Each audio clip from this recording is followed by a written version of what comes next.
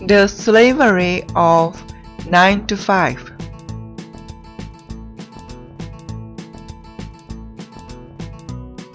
In 1969, an offer came to Hal. Quit your job and I'll give you $100 a month for the rest of your life. The offer came from John Martin, publisher and founder of Black Sparrow Press. Charles Bukowski, still an unknown writer, had spent his last decade at a soul-wrenching post office job. He wanted out.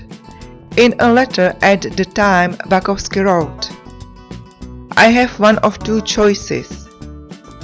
Stay in the post office and go crazy, or stay out here and play at writer and staff.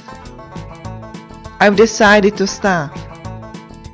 15 years later, Bukowski wrote a letter of gratitude to John Martin, thanking him for funding his escape. "Hello, John. Thanks for the good letter.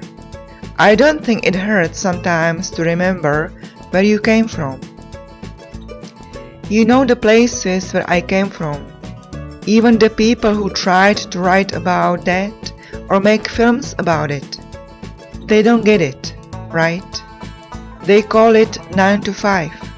It's never 9 to 5. There's no free lunch break at those places. In fact, at many of them, in order to keep your job, you don't take lunch. Then there's overtime, and the books never seem to get the overtime right. And if you complain about that, there's another sucker to take your place. You know my old saying.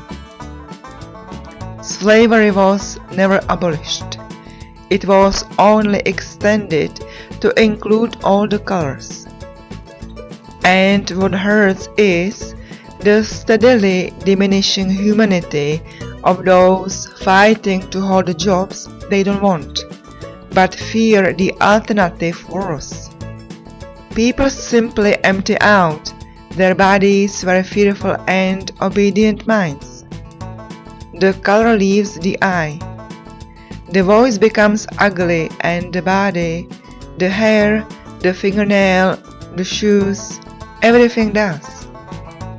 As a young man, I couldn't believe that people could give their lives over to those conditions. As an old man, I still can't believe it. What do they do it for? Sex, TV, an automobile on monthly payments, or children? Children who are just going to do the same things that they did. Early on, when I was quite young and going from job to job, I was foolish enough to sometimes speak to my fellow workers. "Hey, the boss can come in here at any moment and lay all of us off." Just like that. Don't you realize that? They would just look at me. I was posing something that they didn't want to enter their minds. Now in industry, there are vast layoffs, steel mills dead, technical changes, and other factors of the workplace. They are laid off by the hundreds of thousands, and their faces are stunned. I put in 35 years. It ain't right. I don't know what to do. They never pay the slaves enough so they can get free, just enough so they can stay alive and come back to work. I could see all this. Why couldn't they? I figured the park bench was just as good, or being a barfly was just as good. Why not get there first before they put me there? Why wait? I just wrote in disgust against it all. It was a relief to get the shit out of my system, and now that I'm here, a so-called professional writer, after giving the first 50 years away, I found out that there are other disgust beyond the system. I remember once working as a packer in this lighting fixture company. One of the packers suddenly said, "I'll never be free."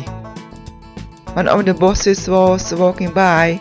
His name was Murray, and he let out this delicious cackle of a laugh, enjoying the fact that this fellow was trapped for life. So the luck I finally had in getting out of those places, no matter how long it took, has given me a kind of joy, the jolly joy of the miracle.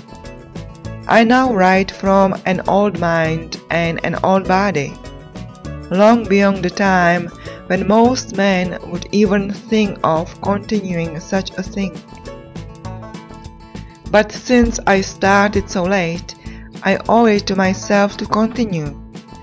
And when the words begin to falter and I must be helped up stairways, and I can no longer tell a bluebird from a paperclip, I still feel that something in me is going to remember, no matter how far I'm gone, how I've come through the murder and the mess and the more to at least a generous way to die. To not to have entirely wasted one's life seems to be a worthy accomplishment, if only for myself. Your boy Hack.